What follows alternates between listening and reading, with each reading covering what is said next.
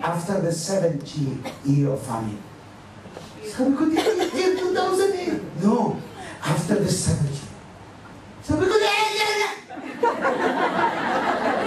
sabi ng Holy Spirit, after the 7th year. Sino nakaranas ng mga nakaraang panahon? Parang ang daming problema. Puro shaking, puro struggle, puro pain. May mga taong pasaway. Pasaway na sa trabaho, may pasaway na sa dyan. Kaya alam mo yung pastor, gusto nila minsan, Lord, kunin mo na nga yung mga tao.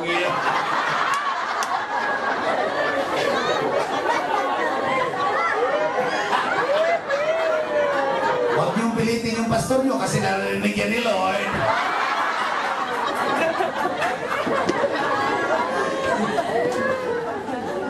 Kaya tumigil ng mga puro complain. Okay, ito. Pastor, December 28, sir.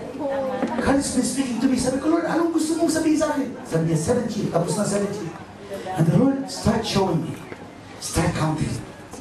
2006, 2005, 2004, 2003, 2002, 2001, 2000. Kasama ko lang 2000. Isipin mo lahat from 2000 to 2006, all the struggle you've been through. And God said, it has ended.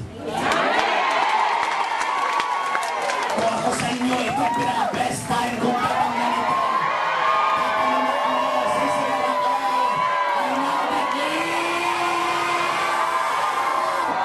Tapos na! Sabihin mo yan, dali-dali, puntahan mo yung pastor mo! Puntahan mo kasama sa church! Tapos na!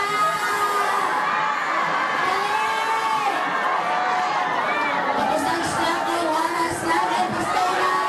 Pastora, tapos na!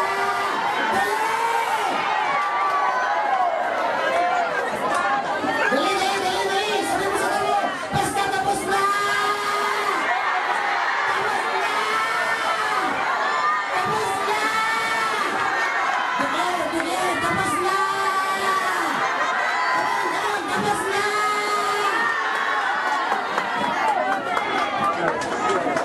Yung nag-aantay ng himala, tapos na ang pag-aantay mo. Yung nag-aantay ng pagpapala, tapos na ang pag-aantay mo. Yung mataan sa problema, tapos na. Nirelease ko yung mga station. Sabi, baby. 1, 2, go! Isa pa yung pinakamalaki sa awi. Yung pinakamalaki. Puntahan mo yung listang pastor na dali mo sa mo, ayan na!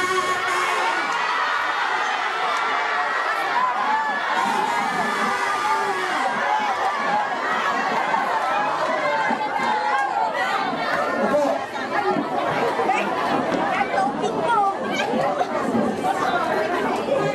Sir, tama ka. The 7th year. After 2000 to 2006, this is the 8th year, but it's all on number 7. And so you know it. 7 is a place, the year of Sabbath. Now everyone look at me. For many years you struggle for finances. For many years you struggle for the salvation of your loved ones. For many years, this year you will just receive and you will rest and receive. Hindi ka na ngayon. Hindi ka na mag-i-inspire ngayong taon.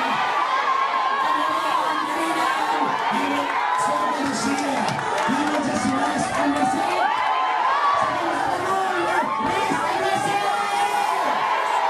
Sabi mo, rest and receive. Rest and receive. In Leviticus 25, the land is asked to rest, but God bless the whole year. On the 7th day, when God created man, He blessed the 7th day. And He rested. Now you miss it. Many times you focus on He rested. No. He blessed the 7th day. The time. 1 to 5, He blessed His creation. On the 6th day, He blessed man. On the 6th day, 7th day, He blessed the day.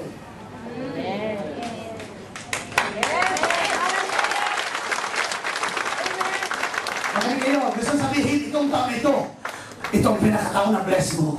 Bless mo. May malaking mangyayari. At may mga ibat dito. Ililipat ni Lord sa Canada, sa Amerika.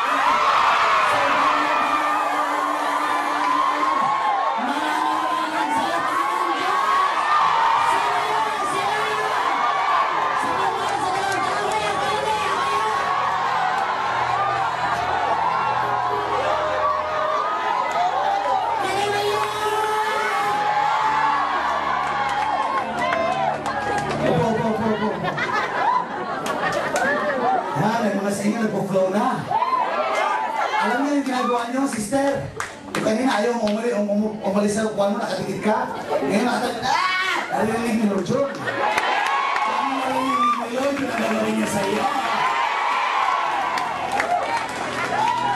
Dinideklar ako. Tapos na. At ito ang pinakamatindi. Makinig kayo. Listen carefully. Yung babaeng dumaan sa problema ng 7th year. Bumalik siya sa hari. Sabi niya, kukunin ko yung aking bahay at lupang nawala. Tumigil sa akin. Tingin kayo. Pagagamitin mo, sir, pagagamitin mo utak mo, 47 years, wala ka doon sa bahay mo. May nag-squatter na doon. Pagagamitin mo yung rationalization mo. Abandon. So meron na, take over ng property ng buong nation. Ng city. 7 years, you lose it. Pero sabi ng babae, kukunin ko. See, meron siyang hahabulin niya, babawin niya.